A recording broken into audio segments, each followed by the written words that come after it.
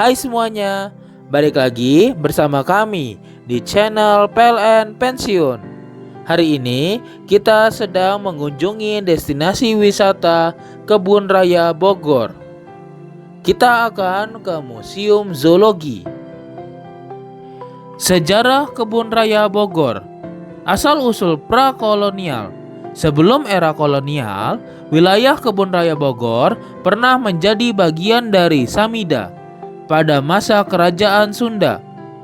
Prasasti batu tulis menyebutkan adanya hutan buatan yang digunakan untuk menyimpan benih pohon langka sewaktu Sri Baduga Maharaja memerintah sekitar tahun 1471 hingga 1513. Setelah pengaruh Kesultanan Banten, wilayah tersebut kurang terurus sampai masa kolonial Belanda. Masa kolonial, Kebun Raya Bogor secara resmi didirikan pada 18 Mei tahun 1817. Pendirinya adalah Profesor Caspar George, seorang ahli botani asal Jerman. Awalnya digunakan sebagai kebun percobaan tanaman dan sebagai bagian dari upaya pengenalan dan adaptasi tanaman dari luar ke iklim tropis Hindia Belanda. Setelah Reinwarth, beberapa tokoh penting bergabung dan mengembangkan kebun raya.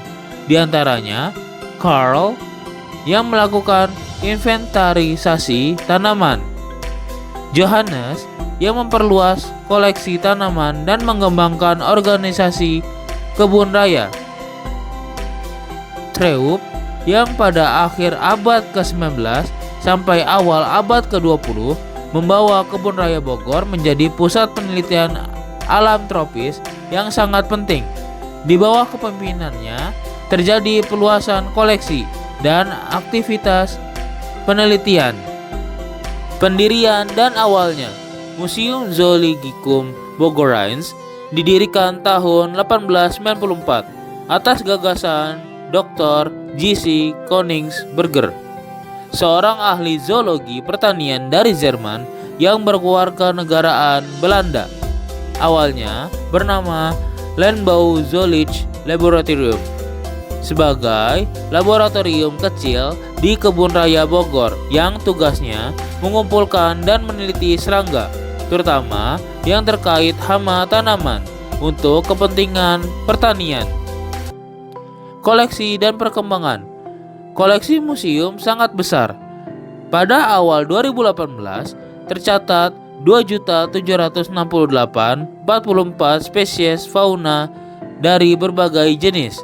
Koleksi mencakup serangga, moluska, ikan, burung, reptil, dan amfibi, mamalia, dan invertebrata lainnya. Ada kerangka paus biru yang menjadi ikon museum.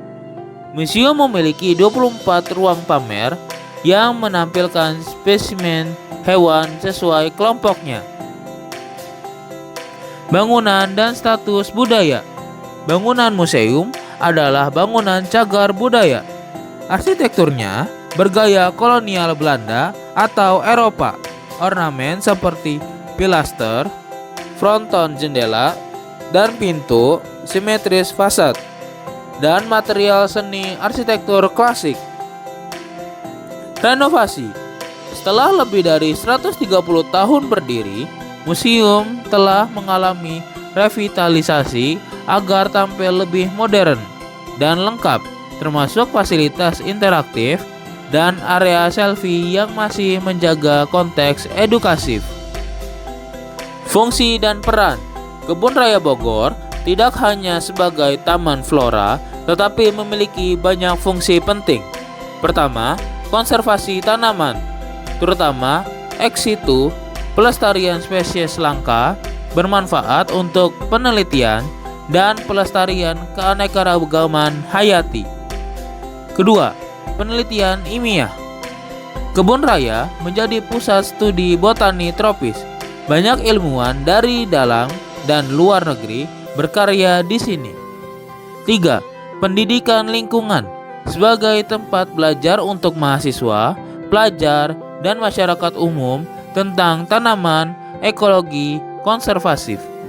4. Wisata dan ruang publik. Sebagai taman rekreasi dan ruang hijau di tengah kota, tempat bersantai dan menikmati alam. 5. Jasa lingkungan. Berfungsi sebagai paru-paru kota, penyerapan karbon, pengatur suhu, penyedia air, dan manfaat ekosistem lainnya. Jika kalian menyukai video ini, bisa banget untuk tinggalkan like. Jika kalian ada kritik dan saran, bisa banget untuk tinggalkan komentar di bawah ini.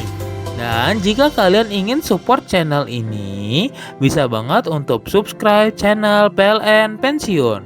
Mungkin itu saja ya perjalanan kita hari ini. Sekian dan terima kasih.